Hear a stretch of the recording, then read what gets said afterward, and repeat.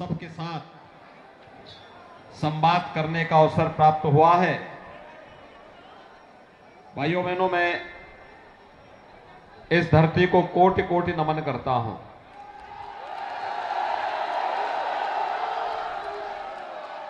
भाइयों बहनों, हमारे इष्ट शिवावतार भगवान गोरक्षनाथ जी के परम आराधक मलिक मोहम्मद जायसी ने एक बहुत बड़ी बात कही थी। उन्होंने कहा था, बिन गुरु पंथ न पाइए, भूले सोब जो भेंट, जोगी सिद्ध होई तब जब गोरख सो भेंट।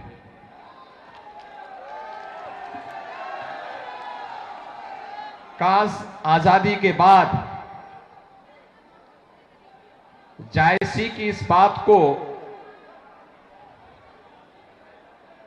भारत के प्रत्येक मुस्लिम ने माना होता तो संभवतः वह न केवल संपन्न होता बल्कि किसी भी प्रकार के आरोप प्रत्यारोप से मुक्त भी रहता।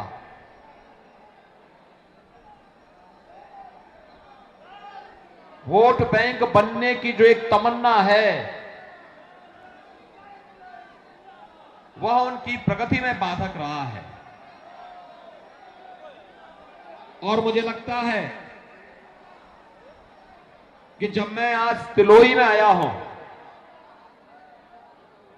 तो हमें उस सच को स्वीकार करना होगा, जो सत्य वास्तव में सदैव हम सब के विकास में बाधक रहा है। भाइयों बहनों, 2017 के पहले और 2017 के बाद प्रदेश में क्या परिवर्तन हुआ है, वह परिवर्तन आप में से किसी से छुपा हुआ नहीं है। मैं आज तिलोई की जनता को इस बात के लिए बधाई देता हूं कि उन्होंने 2017 में जिन्हें अपना प्रतिनिधि चुना था, आज उनके प्रयासों से आपके तिलोई में आज एक मेडिकल कॉलेज भी मिल गया है। और उस मेडिकल कॉलेज का हम लोगों ने यहां पर बाकायदा शिलान्यास भी किया। 2023 में जब मेडिकल कॉलेज बनकर के तैयार होगा और उसमें पहले सत्र में प्रवेश होगा तो दशकों से, आजादी के बाद से जो आपकी एक तमन्ना रही होगी कि काश अमेठी जनपद में भी एक मेडिकल कॉलेज होता, तो यहां का युवा भी डॉक्टर बनने के लिए उसे कहीं और कहीं नहीं जाना पड़ेगा, बल्कि अपने जनपद में ही डॉक्टर बनने का अवसर प्राप्त होगा। आपके विधायक ने, आपके सांसद ने आपके इस सपने को साकार कर दिया है। मैं तिलोही की जनता को, अमेठी की जनता को इसके लिए बधाई देता हूं, अपनी शुभकामनाएं भी आप सबके प्रति व्यक्त करता हूं। भाइयों बहनों,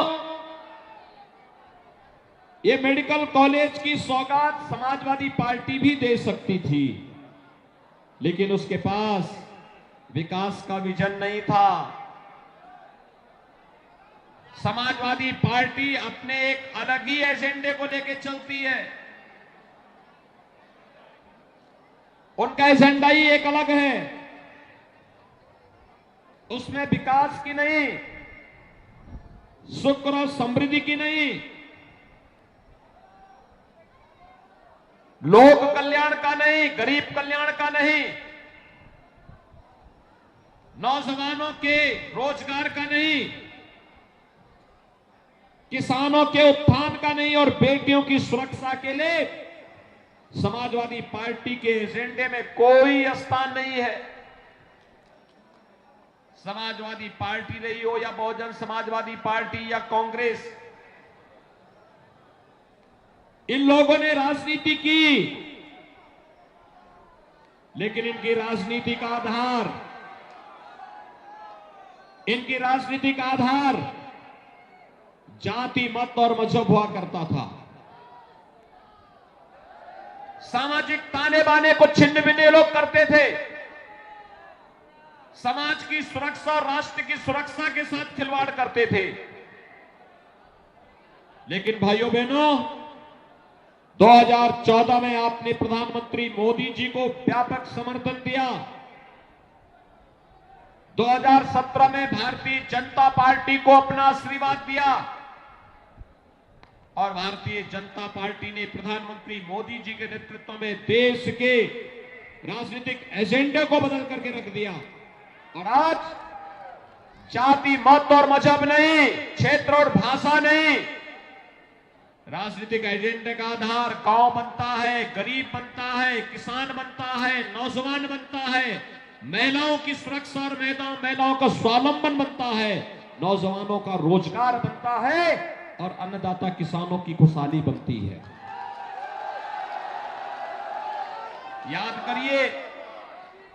याद करिए 2017 में जब उत्तर प्रदेश में भारतीय जनता पार्टी की सरकार बनी थी, पहला निर्णय क्या हुआ था?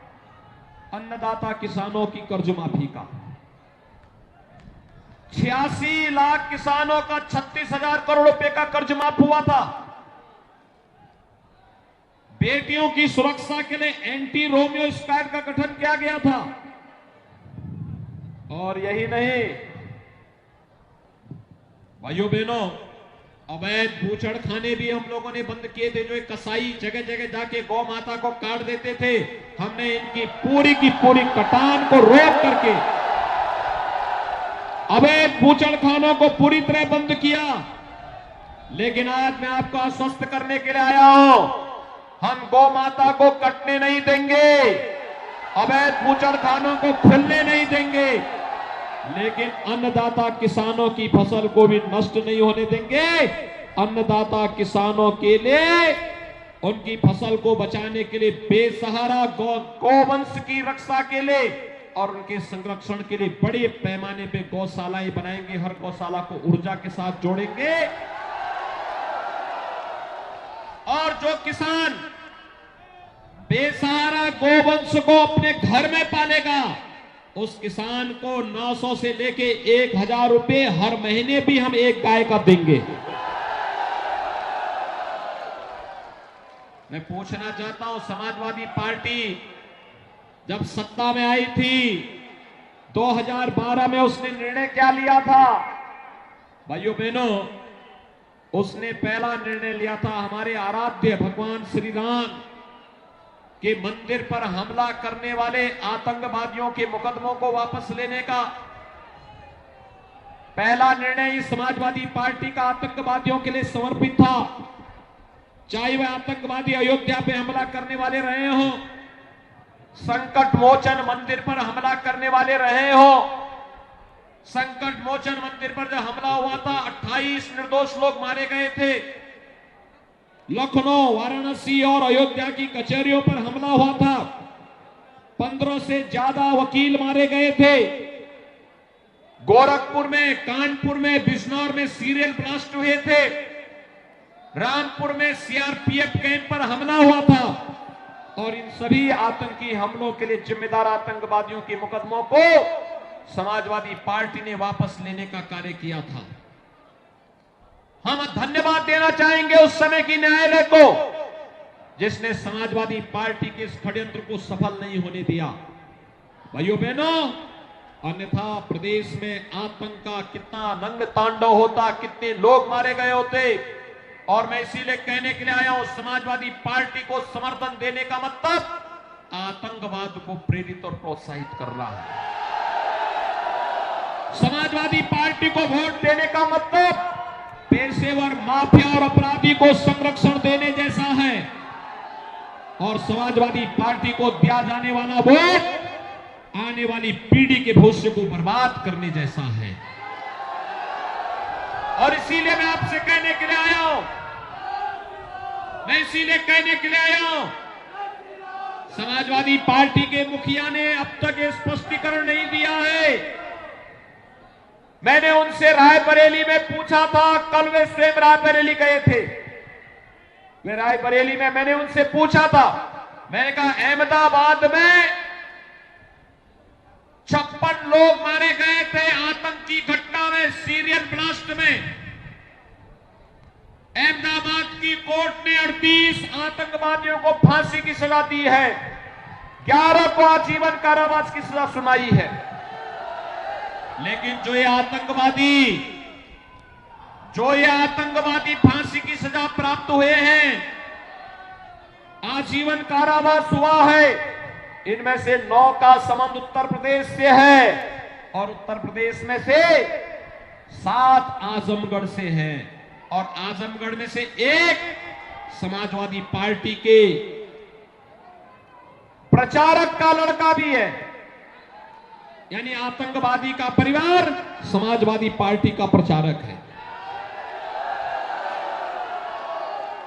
मैंने समाजवादी पार्टी के अध्यक्ष से यही पूछा है, वो अपना स्पष्टीकरण दे। प्रदेश की जनता पूछना चाहती है उनसे कि आतंकवादियों के सपा का हाथ आखिर क्यों है सब आतंकवादियों के साथ, उन्हें अपना स्पष्टीकरण देना चाहिए।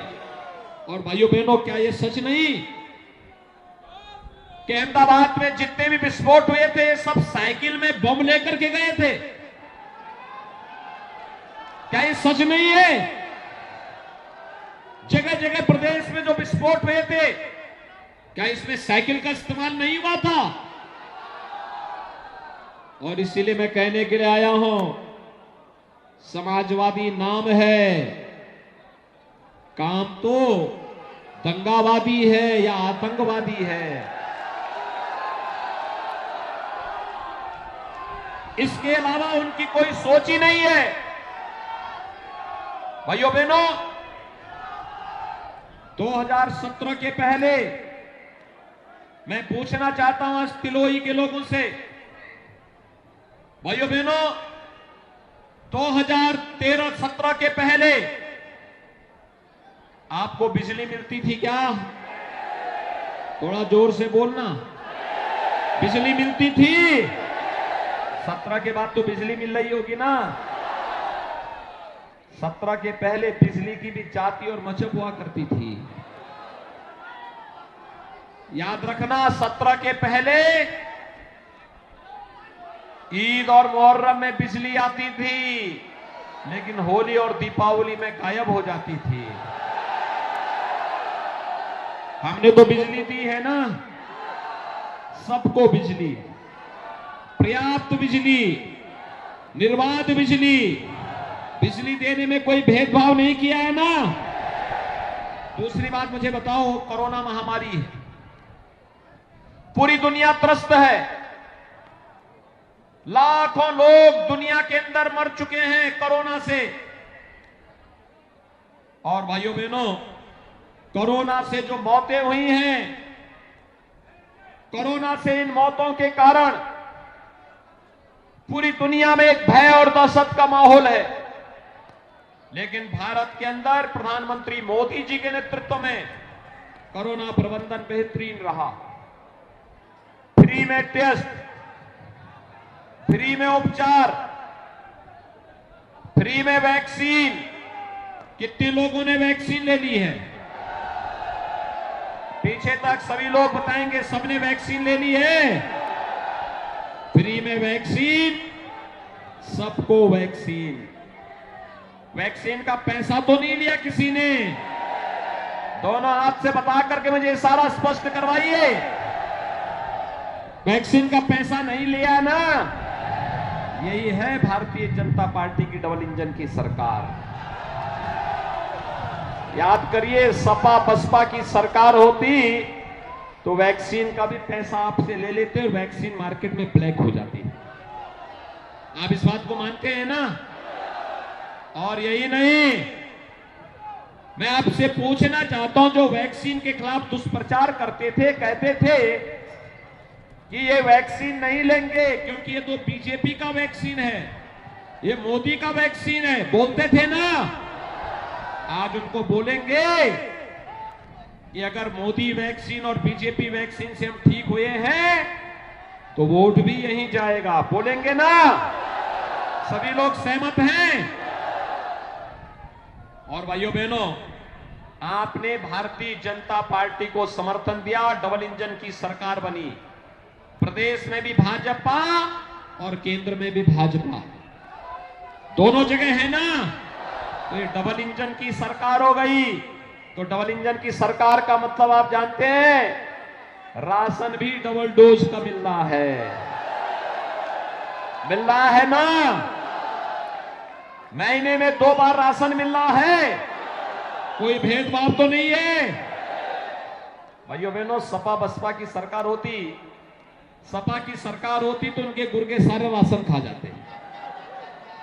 जो दाल मिल रही है ब्लैक हो जाती, तेल को ये सब स्वयं पी जाते। और बसपा की सरकार होती भाइयों बहनों, तो बहन जी के हाथी का पेड़ भी इतना बड़ा है कि पूरे प्रदेश का राशन ही खा जाए। लेकिन आज तो मिल रहा है ना। और हमने ये भी तय किया है, 10 मार्च के बाद सरकार बनेगी तो उज्ज्वला योजना के हर लाभार्थी को होली और दीपावली में फ्री का रसोई गैस का सिलेंडर भी देंगे। मिलना चाहिए ना। और एक और काम हमने तय किया है, 10 मार्च के बाद सरकार जब बनेगी तो 60 साल से ऊपर की कोई भी माता और बहन को उत्तर प्रदेश परिवहन निगम की बस में टिकट देने की आवश्यकता नहीं पड़ेगी। फ्री में यात्रा की सुविधा उनके लिए रहेगी।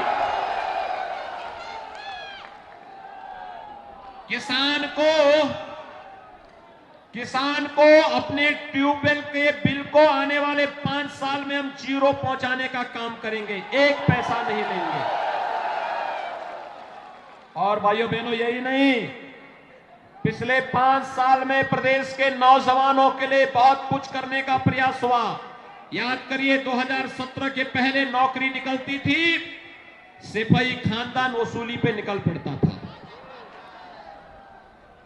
चाचा भतीजा दोनों वसूली में निकल पड़ते थे, निकल जाते थे ना। पुलिस की भर्ती होती थी, पता लगता कि कहीं चाचा कहीं भतीजा वसूली में लगे हैं बैठे। नौजवान के भविष्य के साथ खिलवाड़ होता था, कोर्ट स्टे करता था। हमने 5 लाख नौजवानों को सरकारी नौकरी दी, 1 करोड़ 61 लाख नौजवानों को प्रदेश में सुरक्षा का जो बेहतर वातावरण दिया। पहली बार आपने देखा होगा ना कि प्रदेश के माफिया और अपराधी गले में तख्ती लटका करके चलते हैं और कहते हैं साहब जान बकस दो, अब किसी को हम छिनैती नहीं करेंगे, डकैती नहीं डालेंगे। पहली बार आपने दंगाइयों को देखा होगा जो दंगा कराते थे, पर्व और त्योहार के पहले कर्फ्यू लगाते थे, गरीबों की जमीनों पर कब्जा करते थे। आप उनको देख रहे होंगे, ये गले में तख्ती लटका के चलते हैं, कहते हैं साहब जान बकस दो, सब्जी बेच करके पेट भर लेंगे, लेकिन अब किसी की जमीन पे कब्जा नहीं करेंगे। सुरक्षा का वातावरण बना, कानून का राज हुआ। आज भाइयों बहनों, प्रदेश में दंगा नहीं होता, कर्फ्यू नहीं लगता। कर्फ्यू का स्थान किसने ले लिया है? कावड़ यात्रा ने ले लिया है। और बमबाजी करने वाले कहां चले गए? अब बमबाजी नहीं होती है, हर हर बम बम का नारा लगाते हुए शिव भक्त निकलते हैं पूरे प्रदेश में। प्रदेश में एक नया वातावरण बना है, तो नौजवानों के लिए रोजगार की सुविधाएं भी बढ़ी है। और हमने तय किया है, उत्तर प्रदेश के नौजवान को स्मार्ट बनाएंगे। उत्तर प्रदेश के हर नौजवान को जो स्नातक, प्रास्नातक, ITI, पॉलिटेक्निक, इंजीनियरिंग, मेडिकल या डिप्लोमा का कोर्स कर रहा है, फार्मेसी का, नर्सिंग का कोर्स कर रहा है, ऐसे 1 करोड़ नौजवानों को टैबलेट और स्मार्टफोन देने का काम भी करेंगे। समाजवादी पार्टी ने कंप्लेंट की है चुनाव आयोग को, कहा एक टैबलेट और स्मार्टफोन नौजवानों को देने की आवश्यकता क्या। मैंने कहा नहीं, इसमें केवल सिपाही खानदान का अधिकार है, हमारे नौजवान का नहीं। और हमने तय किया है अभी 1 करोड़ नौजवान को दे रहे हैं, 10 मार्च के बाद सरकार बनने दीजिए, 2 करोड़ नौजवान को हम देंगे। 2 करोड़ नौजवान को टैबलेट और स्मार्टफोन मिलेगा। और भाइयों बहनों, 2 करोड़ नौजवान को ही मिलेगा, लेकिन ऑनलाइन एजुकेशन, ऑनलाइन प्रिपरेशन या ऑनलाइन एग्जामिनेशन में जो खर्चा आएगा, उसके लिए मां बाप पर कोई भार नहीं पड़ेगा, उसका खर्चा भी सरकार स्वयं उठाएगी। यही तो है सबका साथ सबका विकास का। कॉलेज जाने वाली बेटी को, जो मेधावी बेटी होगी, उसको स्कूटी फ्री में देंगे, ये भी सरकार ने तय किया है। यही तो चिढ़ है सपा को, बसपा को, कांग्रेस को, यही परेशानी है। ये पैसा कहां से आ रहा है? पहले तो वेतन देने के लिए पैसा नहीं था, अब लोगों को इतना कुछ देने के बाद भी बड़े बड़े कार्य हो रहे। मैं आ रहा था अभी, मुझे देखने को मिला पूर्वांचल एक्सप्रेसवे बन गया है, एयरपोर्ट बन रहे हैं, मेडिकल कॉलेज बन रहे हैं, हाईवे बन रहे हैं। उत्तर प्रदेश देश की नंबर 2 अर्थव्यवस्था बन चुका है, अब उसे नंबर 1 की अर्थव्यवस्था बनाना है। और भाइयों बहनों, नंबर 1 की अर्थव्यवस्था बनाने के लिए भारतीय जनता पार्टी आवश्यक है। और भारतीय जनता पार्टी के लिए अमेठी की 4 सीटों पर भारतीय जनता पार्टी आवश्यक है। और इसके लिए तिलोई से मयंकेश्वर शरण सिंह जी का भी जीतना और भारी मतों से जीतना आवश्यक है। इसके लिए मैं आज आपके पास आया हूं। भाइयों बहनों, हमारे पास पैसा कहां से आ रहा है? सपा बसपा कांग्रेस को लोग परेशान है कि सरकार तो वही, यानी प्रशासन वही, प्रदेश वही, भाजपा आई तो पैसा ही पैसा। उनके समय में पैसे का टोटा रहता था, हर जगह घोटाला होता था, गरीब को राशन नहीं मिलता था, दवा नहीं मिलती थी, विकास नहीं होता था, बेटियों की सुरक्षा में सेंध लगता था। तो मुझे एक दिन समाजवादी पार्टी के एक बड़े नेता मिले, उन्होंने कहा कैसे आपके पास पैसा आता है? मैंने कहा यार देखो, तुमने विकास कहीं कराया? उन्होंने कहा हां कराया है। मैंने कहा कहां कराए हो? तो मुझे बहस करने लगे, कहे कि आपने अयोध्या में राम मंदिर बना दिया तो कौन बड़ी बात कर दी। मैंने कहा भी बड़ी बात तो है, 500 वर्षों के बाद अयोध्या में भगवान राम का भव्य मंदिर के निर्माण का काम हो रहा है। ये बनना चाहिए था कि नहीं बनना चाहिए? अयोध्या में भगवान राम के मंदिर से प्रसन्न हैं सभी लोग, और काशी में काशी विश्वनाथ धाम, और अभी तो भाइयों बहनों, अभी तो मां विंध्यवासिनी का धाम भी बन रहा है विंध्याचल में। मथुरा वृंदावन ब्रज क्षेत्र को भी विकास करा रहे हैं, सज रही है मथुरा वृंदावन भी। और मैंने राजा साहब से कहा, मैंने कहा मैं एक बार जायस में मुझे आना है, क्योंकि वहां गोरखनाथ जी का भी मंदिर बनना है।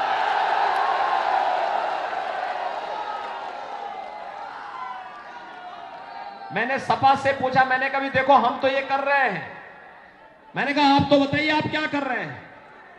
तो भाइयों बहनों वो क्या कहे, कहा साहब विकास हमने भी करा है। मैंने कहा बताओ कौन विकास?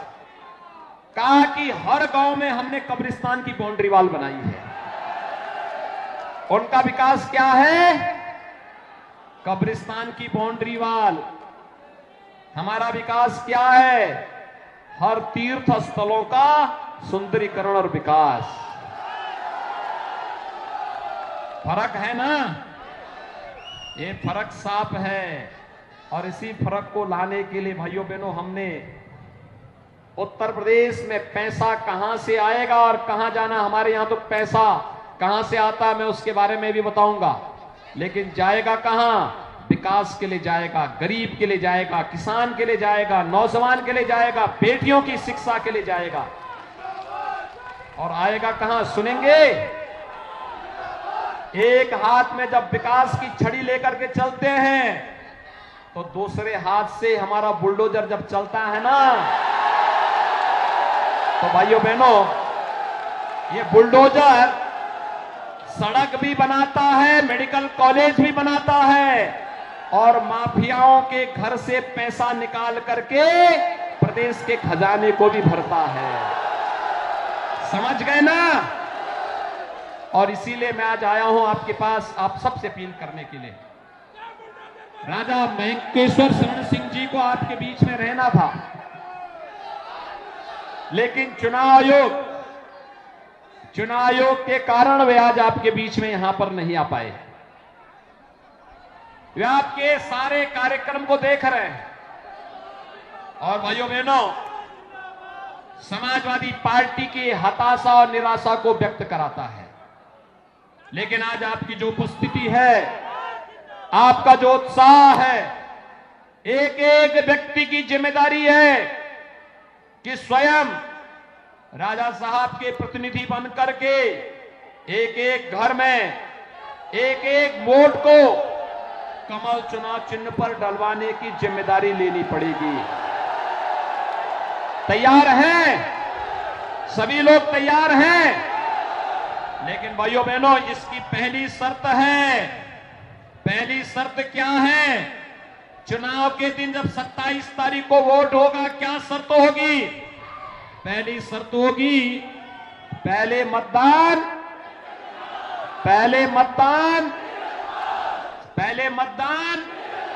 सभी लोग सहमत हैं? सभी लोग दोनों हाथ ला करके मेरे साथ बोलेंगे, दोनों हाथ ला करके मेरे साथ बोलेंगे, भारत माता की, भारत माता की, भारत माता की, जय श्री राम, जय जय श्री राम।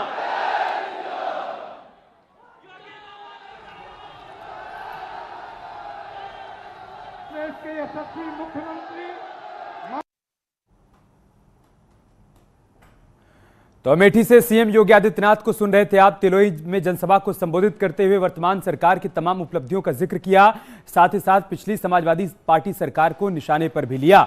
उन्होंने कहा कि हमने बीते 5 साल में डबल इंजन की सरकार के माध्यम से विकास की तमाम योजनाओं को धरातल पर उतारा है, जबकि 2012 से 2017 तक उत्तर प्रदेश में माफिया राज, परिवारवाद का पूरी तरीके से बोलबाला था। हमारी सरकार परिवर्तन लेकर आई है। डबल इंजन की सरकार की तमाम उपलब्धियों का लाभ आम जनमानस को मिल पाया है, इस बात का उन्होंने जिक्र किया और साथ ही साथ ये भी बता दिया कि 2022 में बीजेपी की सरकार बनने के बाद हमारे संकल्प पत्र में जिन जिन बातों का जिक्र किया गया है वो सभी फायदे आम जनता को उपलब्ध करवाए जाएंगे।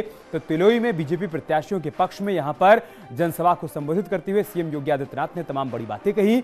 अमेठी में 4 विधानसभा सीटें हैं और उन्होंने जनता से अपील की है कि आप चारों पर ही कमल खिलाइए ताकि एक मजबूत सशक्त सरकार उत्तर प्रदेश में बन पाए और केंद्र की मोदी सरकार, राज्य की बीजेपी सरकार एक बार फिर से विकास की तमाम योजनाओं को आगे बढ़ा पाए। तो 5वें चरण के चुनाव प्रचार में इस वक्त सभी दिग्गज जुटे हुए हैं। इसी कड़ी में मुख्यमंत्री योगी आदित्यनाथ आज अमेठी में हैं। एक के बाद एक कई कार्यक्रमों में उनको शामिल होना है। सुल्तानपुर, प्रतापगढ़ में भी जनसभा को संबोधित करेंगे।